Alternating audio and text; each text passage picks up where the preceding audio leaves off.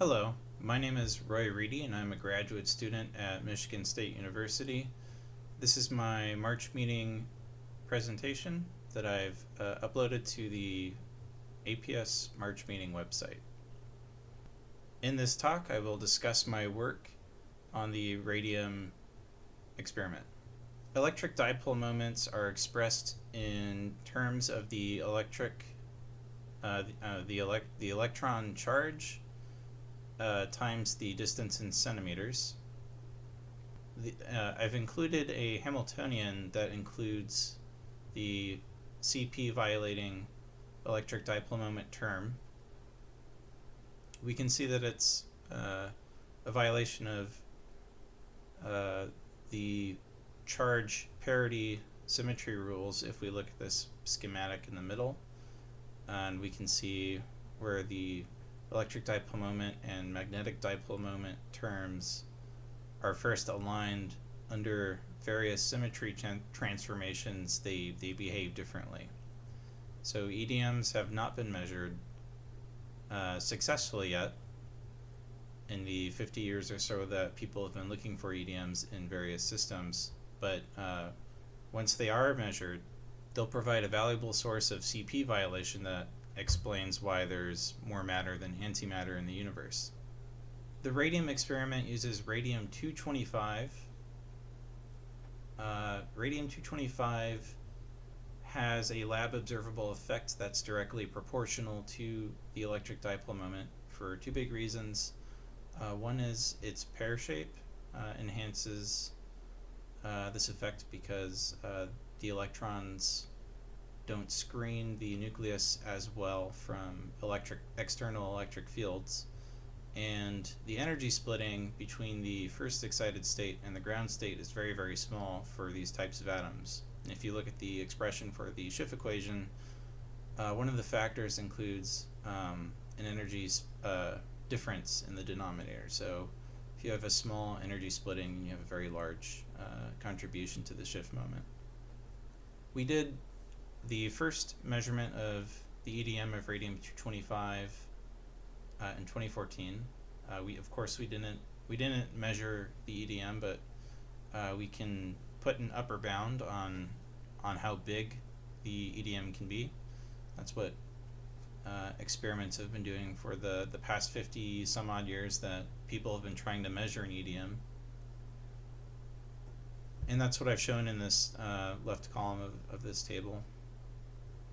A few months later, we improved our proof of principle measurement by a factor of 36.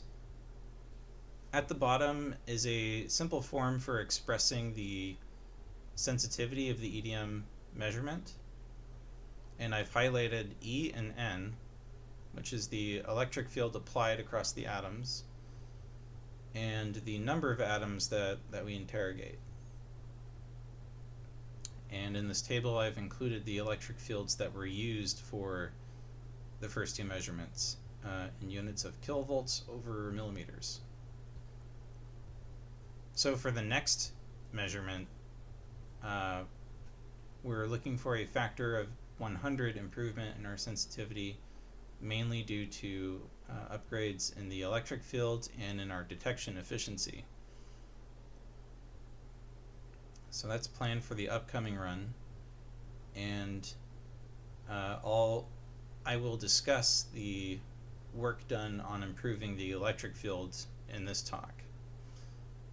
We're also developing an improved longitudinal slower that will allow us to catch more atoms coming out of our atomic oven so that we can interrogate more atoms at once. I'll discuss the work done on that project as well, but that's a project that's in development, and it won't be used for the immediate next run, but it'll be used further down the line. This is the radium apparatus. It's at Argonne National Lab in Illinois, and I'll slowly walk through the some key parts of the apparatus, starting with the oven in the upper left here. So we use Radium-225, which has a half-life of just over 2 weeks. We currently get Radium-225 from Oak Ridge, but in the near future we should be able to harvest radium from FRIB, which is the DOE lab that's going to come online at Michigan State University soon. So I mentioned we can eventually harvest radium from the FRIB beamline target, and one of the projects I'm working on is developing a method for quantifying how well we can extract radium from the beamline, prepare the radium, and load it into an oven for trapping, cooling, and EDM measurements. Of course, we can't harvest radium right now, but we can develop the process for calculating our farm-to-table efficiency. So what I'm working on right now is developing this process using non-radioactive atoms. Okay, so moving past the oven to the slowing section, which I've highlighted in green on the schematic. We currently slow radium atoms using the red cycling transition of the atom, and you can think of it as slowing down a bowling ball with a bunch of small ping pong balls, if that cartoon helps you. The red cycling transition only captures a very, very small fraction of all the atoms coming out of our oven, which I've shown in this velocity distribution graph, and I've shaded in the fraction that it can capture. I did work on an improved longitudinal slower that will allow us to capture more than half of all the atoms coming out of our oven for approximately a factor of 100 more atoms available to interrogate. So this is just installed alongside our current red slower, and it uses the strong blue cycling transition. I worked at Argonne for about 6 months in 2018 as part of a DOE program that I applied for, and while I was there, I measured several of the transitions that we will have to repump with lasers in order to use this new cycling transition. It's a little more complicated than the red cycling transition. So it's just a fluoroscopy measurement. There's a beam combining stage that I built, shown in the left here, and an example of what the measurements look like. We use a PMT to count photons emitted by our atoms that we excite with resonant laser light. And we measured these transitions for the first time to verify some of the theory predictions for the branching ratios, or how often these atoms would decay to some of these states. And the main punchline is that we agreed to within a factor of 2 of the theory calculations for the branching ratios, and we're quite happy with these numbers, because it verifies that we can procure lasers of the required power to repump these states in order to use the blue cycling transition. So we've submitted a paper on this, and we're working on that now. Okay, so moving from the slowing section to the electric field section, which I've outlined in red here, and then I have a blow up of what the high voltage electric field section looks like. So this is a pair of niobium electrodes spaced at about 1 millimeter apart, and they sit in the middle of this glass tube where atoms are placed between them with a pair of optical tweezers. the way the measurement works is we trap them between the two electrodes, and then we apply voltage to one of the electrodes, get a really high electric field to try to see atomic precession due solely to the electric field. So that term would be the EDM proportional term. So here's an equation for the energy of the system with a magnetic dipole moment term and an electric dipole moment term. If we measure the atomic precession with the electric field in one configuration and do it a second time in the opposite direction, we get two equations with the electric field having opposite signs, and we can subtract the two from each other, and we get this term, this expression in the upper right. And you can see one of those terms is proportional to the electric dipole moment and the applied electric field. There's another term that's proportional to the change in the magnetic field between those two configurations. So what we really want is a very small, ideally zero change in the magnetic field in the region of interest, and we want as high an electric field as possible. Of course, if you go too high, then you could you run the risk of getting a discharge between your electrodes, so some electrons can jump the gap, and only by carefully preparing your electrode surfaces can you mitigate that potential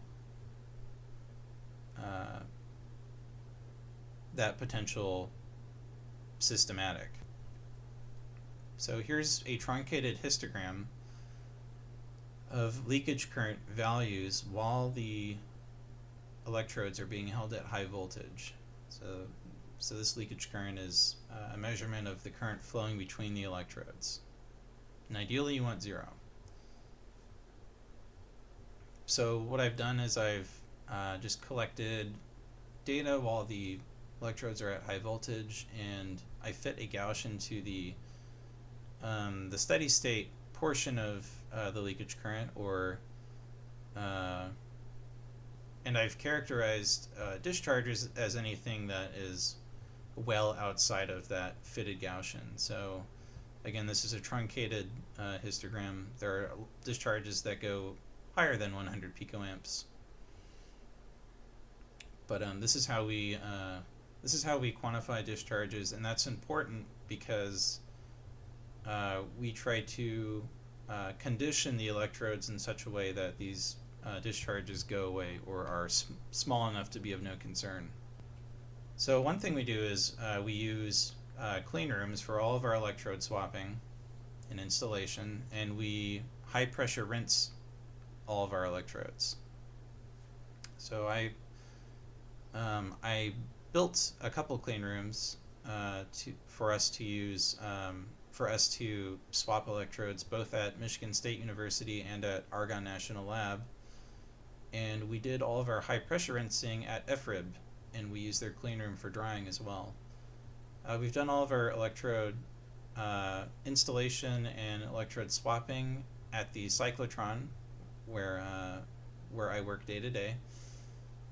And a year and a half ago, well, I guess closer to 2 years now, while I was working at Argonne, we installed a pair of niobium electrodes that I processed at Michigan State University. So here's a plot of discharges over time. I've color coded the this line plot, so the bluer, colder colors are lower voltages, and the hotter colors are higher voltages. And I've plotted the average discharges per hour over conditioning time. So the idea behind conditioning is you run your electrodes at a high voltage for a certain amount of time, and you can kind of polish away any imperfections in the electrode surface by just staying at that voltage for a while. Once your discharge rates drop, then you can slowly increase the voltage and keep iterating on that process until you reach some maximum voltage. So what we can see in this graph is over time, we get higher and higher discharge rates, but as we condition that and sit at these voltages, the rates tend to drop. It's not 100%. It doesn't happen 100% of the time, but that's the general trend. If you look at this teal data set, 16 kilovolts, we start at some rate, we get some higher rate, and then eventually tapers down. For this pair of niobium electrodes, we stopped at 20 kilovolts, and you can see the discharge rate plummets quite nicely at the end. So we felt that it was actually performing better than it was when we started conditioning at 12 kilovolts per 12 kilovolts. So we were quite happy with that, and this is actually the pair that we installed in the argon setup. Okay, so lastly, I'd just like to kind of give a comparison of all the electrodes we've tested and also compare them to similar systems done by other groups. In this case, I'm showing results from a group at KEK in Japan. They operate at similar gap sizes and with similarly sized electrodes, but they do use a much bigger power supply than we do, 100 kilovolts compared to our 30 kilovolt power supply. They use a unipolar power supply, we use a bipolar power supply. So they have some extremely impressive results with some titanium electrodes. They get, in some cases, over 100 kilovolts per millimeter. In our first generation of EDM measurements, we used electrodes without doing any real clean room, high pressure rinse techniques on them, and we were operating down here at 6.5 kilovolts per millimeter. So I built the high voltage test station at Michigan State, and we tested 7 or 8 pairs of electrodes, and you can see these red points, which are the Michigan electrode pairs. They closely follow this 30 kilovolt line, which would be the maximum that we could run our electrodes at, since we have a 30 kilovolt power supply. This includes copper electrodes, niobium electrodes, and titanium electrodes. And we selected a pair of niobium electrodes and installed them in the apparatus at argon, and I've highlighted these points in blue. So the takeaway here is that there's a lot of headroom should we move to a system that can support a higher bipolar power supply. Our electrodes are performing so well that our limit is actually our power supply. So that's pretty good. That's pretty good news for us. So, like I briefly mentioned, I'm developing a farm-to-table collection efficiency for isotope harvesting at FRIB, starting with stable isotopes that will be surrogates for radium. I performed fluoroscopy measurements of critical branching ratios for the blue slower upgrade, and we recently submitted a paper for that, so we're trying to get that published. And I'm currently investigating the effect of conditioning electrodes that have been damaged by the conditioning process. I'm also working on a design for the next phase of the high voltage test station, which we hope will be using a higher voltage power supply. And I'm working on a paper that details all the high voltage testing work that we did. And of course, I'm trying to graduate in the next few months, next 5 months or so. So that's on my plate as well. So this is our collaboration. And thank you very much for your attention. And I guess if you're watching this on YouTube, you can leave questions in the comments, or if you followed my link from APS, you can email me directly at my Michigan State University address if you have any questions. Thank you so much.